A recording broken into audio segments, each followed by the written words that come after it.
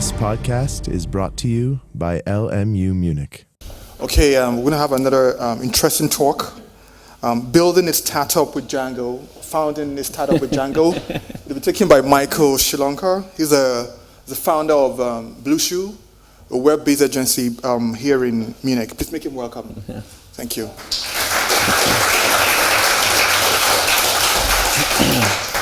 Yeah, thank you. Thank you for coming. Thank you for your interest. To my presentation, founding a startup with Django. So first of all, this is a personal experience report. So I know that there are other opinions, so I'm perfectly fine with that. But I think that technology alone will never be enough for anyone to have a successful company. And I know that not all of the following is correct in a technical sense, but this is more about business rather than coding. And I know there are other great frameworks and probably great languages. I haven't tested them all except for PHP. PHP that sucks on so many levels. So I hope you're fine with that. I'm Michael. I'm a Python lover and a startup enthusiast since 29. When I joined the first startup, I worked as a developer back in these days with C# and in the .NET environment. And then I've been with IBM for a couple of years and gained a lot of background in NoSQL, data analytics infrastructures, and who of you knows the mainframe? So it's the right opposite of the distributed architecture we have nowadays. Yeah, and I'm the co-founder and still a software architect at Blueshoe. We are a Munich-based software house with Django as our core technology. And we started as a developing agency, and now we are more or less like a full service agency with also marketing, online marketing, and services like that. On the other hand, I'm also working for a second company called Goldmurray & Friends. There I'm working as a chief technical leader. It's a loyalty and an incentive program and e-commerce specialist. And there we are running programs for like Samsung or Kongstar, which is a German telco provider, and Sony, and one of the biggest banks in Germany, Sparkasse. And they are powered by Django, and we heavily adopted Oscar Commerce. Who of you have ever heard of Oscar Commerce? It's a quite popular e-commerce framework. We added multi-store support, and we adopted to fit exactly their business processes, their fulfillment processes, and everything around that company. So who of you ever thought about starting a company or already started a company? Okay, quite a few. Who of you is a freelancer or working as a freelancer? Cool. So, yeah, this is Blueshoe in 2014, one of our first wallpapers back in these days. I started with two co-founders. Since I was and still am like more the back-end guy, like in databases and infrastructure and stuff like that. My co-founder was and still is more into all the front-end technologies, so quite the complementary skill set.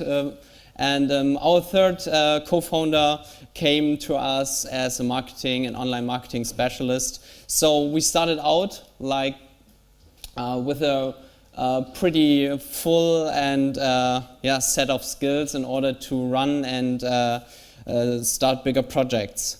As you may know, there are only two hard things in computer science: cache invalidation and naming things. And for Blueshoe, this is also true. So people usually ask where our name comes from. And the story behind is that we actually didn't want it to start as a company, as a software house, like a service provider. We wanted to start with a product, like most of the other startups as well. And we even had a product, but we stopped it because we haven't been into it like 100%. And so we said, okay, let's focus on gaining skill, since we're not especially in 2014, we haven't been like experienced web developer.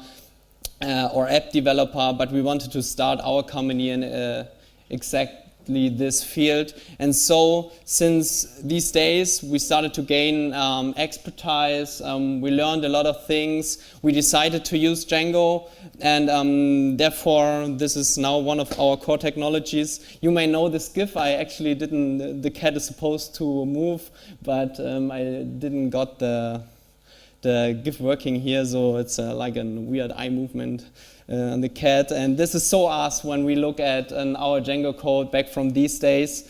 Yeah, and luckily we developed pretty well so far, and we also have decent wallpapers, as you can see here, which is nice.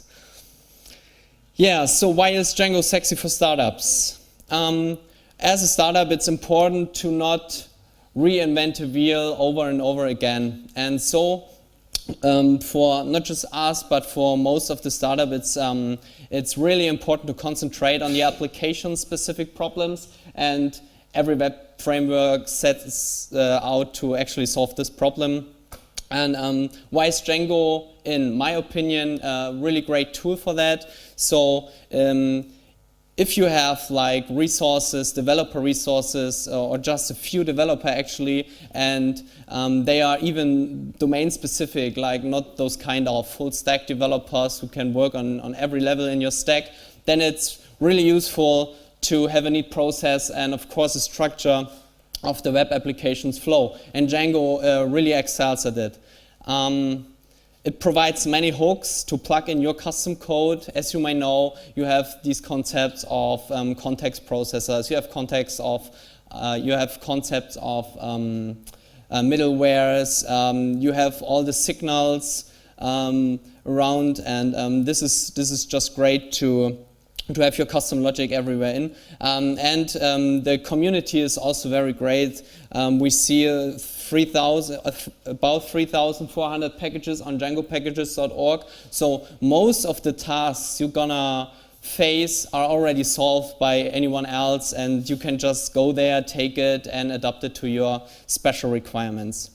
And the next point is also very important for startups, especially when it comes to IT security.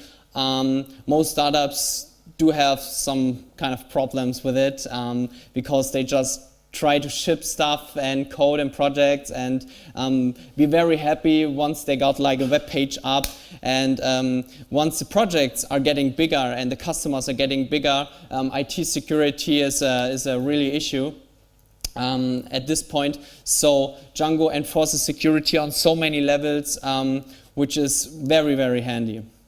And as we don't want to actually build on projects to like a one-shot project, deliver the code and leave the customer, but rather we want to build projects with growing apps, with a growing vision, and to have it actually a long-running project. It's really important that we have a good backward compatibility, and Django has quite a very good deprecation policy, so we know when we upgrade from one long-term support version to the next one that features are still in there or gonna be removed.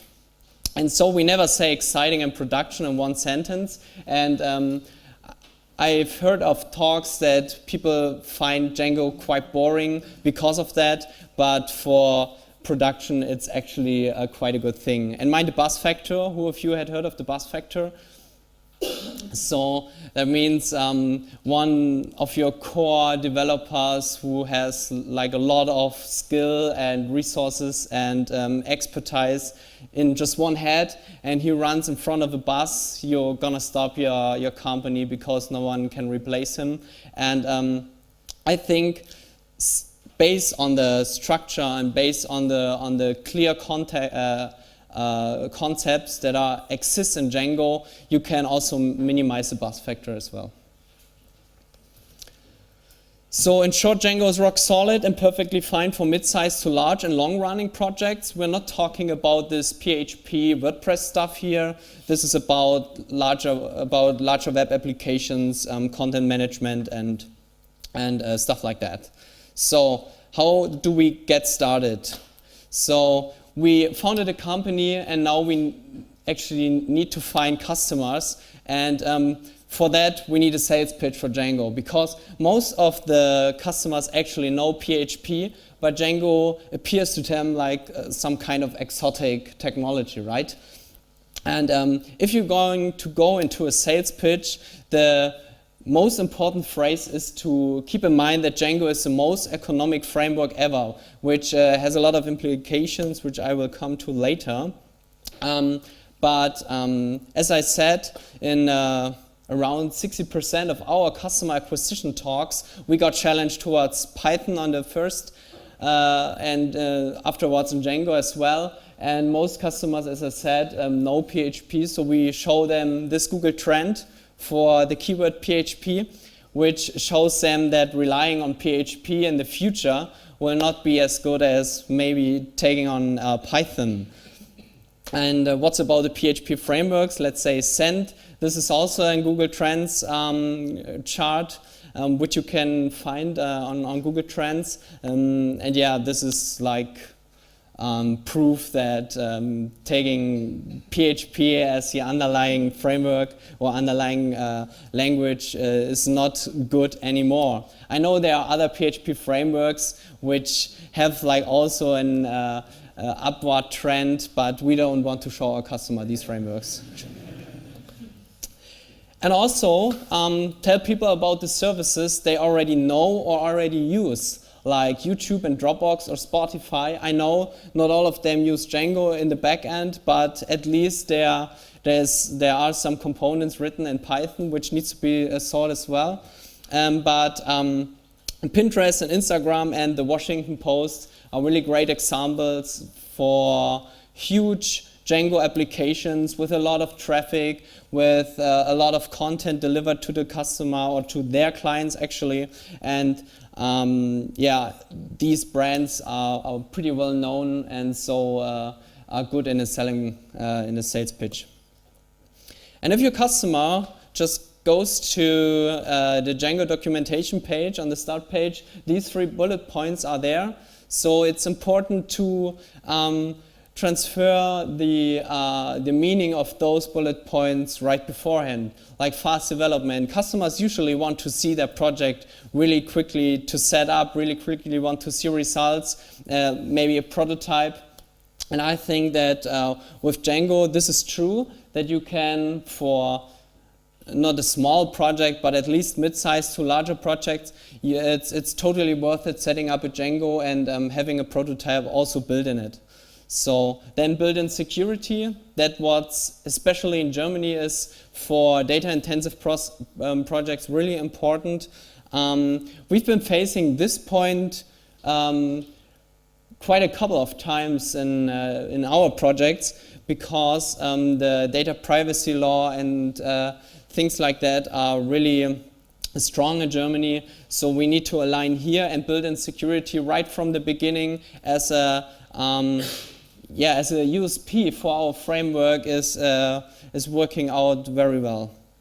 And scalability, not just the technical sense of scalability, scaling thousands of requests per second, but also on the business side to let the customer know, okay, if you want to have a new feature next year or even more in the year after, then we can scale with Django very, very well. And usually projects start with like a huge vision of what they want to achieve, but then it comes down to like a small starting point. And it's important to always keep them know that it's possible to expand like the initial version of the project to a much larger application. However, in most cases, don't get too technical. It's mostly about bashing other technologies, and at least in my experience. So then, you decide, we founded a company, we decided on the framework, we found customers, and now it's about how we can actually get this one in production. For like a single or more or less simple setup, we can recommend the DView Cloud, which always got a staging system included, which is important for our agile development process, but there's also Heroku or Amazon. on which can set you up very quickly without the need for a deep understanding of the underlying infrastructure. But in many cases, we face the special requirements case which is more tricky, and we usually need to set up our own infrastructure, configure every component. Think of using a varnish cache in front of your application or any other web accelerator. And then it's important for you to have an understanding and an expertise in how you actually set up infrastructure in the productive environment. For instance, take care of your logs. Implement hardware monitoring right from the beginning. For that, we use Graphite and Grafana. Grafana gives us the ability to have alertings, and Graphite is actually employed to store all the metrics and stuff like that. And what are such special requirements? As I already told you, it's data privacy, and which is a special concern in Germany, but also like having special components, having special software, third-party software, which is required for our project. Then most of the time you have to go with your own infrastructure. So we've got a company, we've got the sales pitch, now we have to actually do the work. And this is about a few of our most important recommendations, how you actually set up a Django project in your team.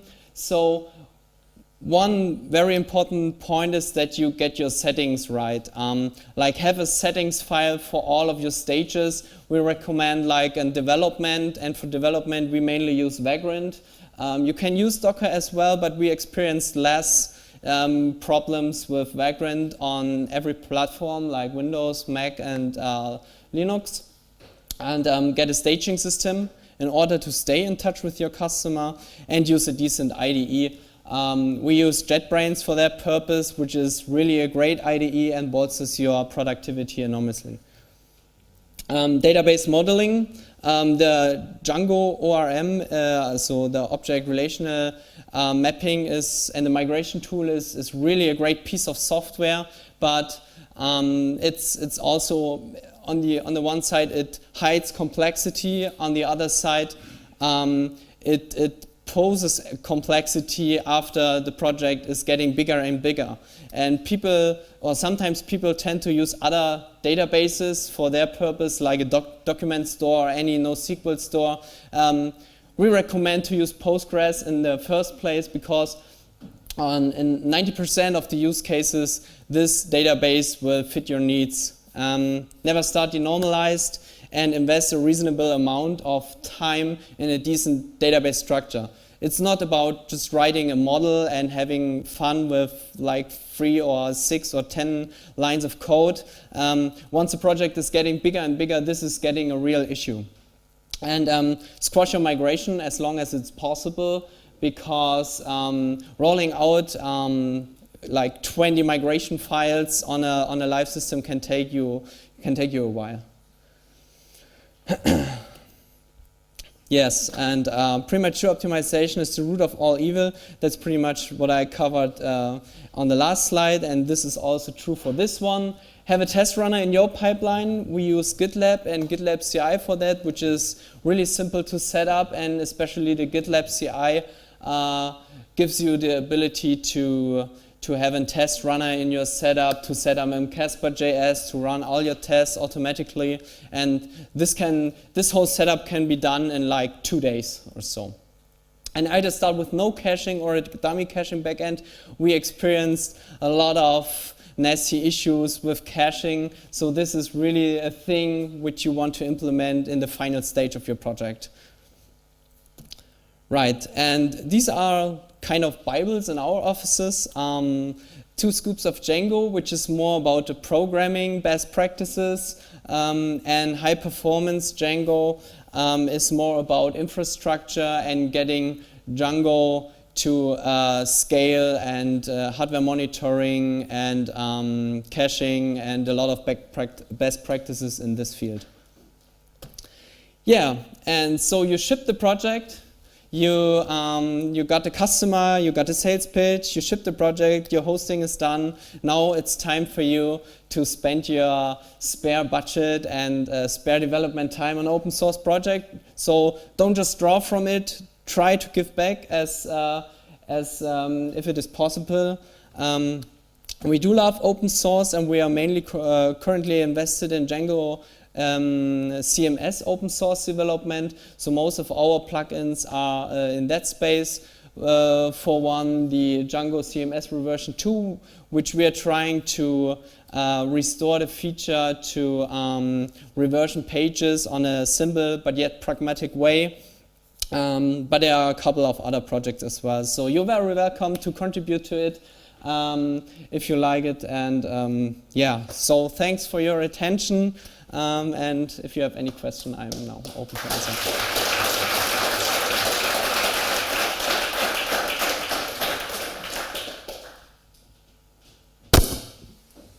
Thank you so much, Michael. We can take questions now. All right. Oh, very good. You spoke quite a lot about what one should do. What are some things to avoid, pitfalls that you have avoided yourselves in this process? Getting too large. So the question is, what is to avoid in this process? Talking about pitfalls. One pitfall which comes to my mind very quickly is never to start a Django project which is probably too large for your capacity. So we had a lot of weekends to work in order to ship things we promised, but then struggled to actually ship it. Yeah.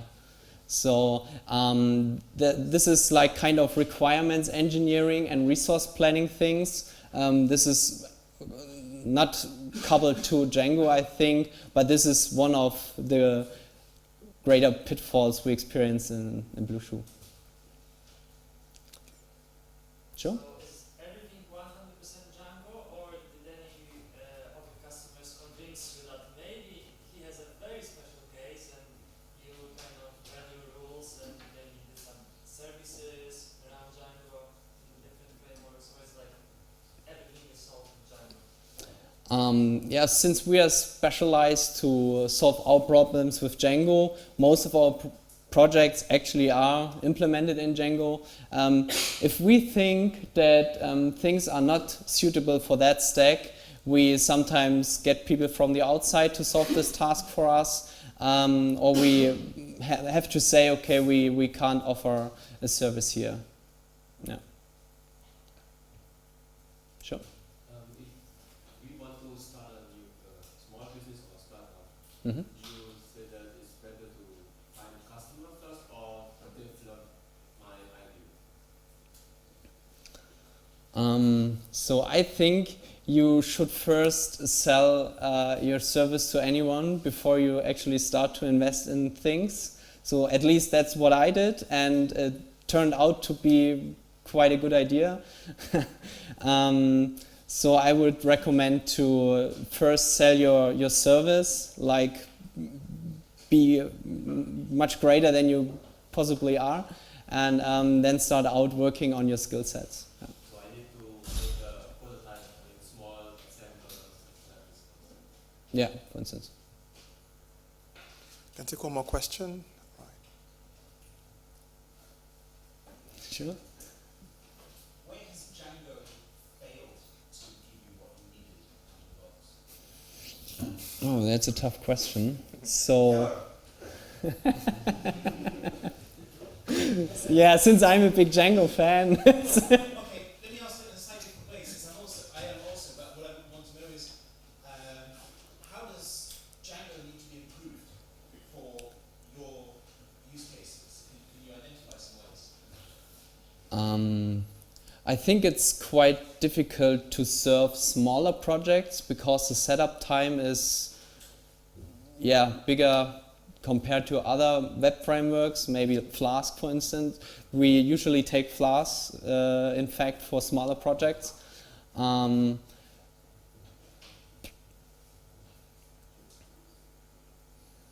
Actually, there's this I need to think a bit about that. I think that's all we can take for right now. We can just meet up later and you can have offline discussion with him later. Yeah, Thank you very sure. much, Michael. I appreciate you. Thank you.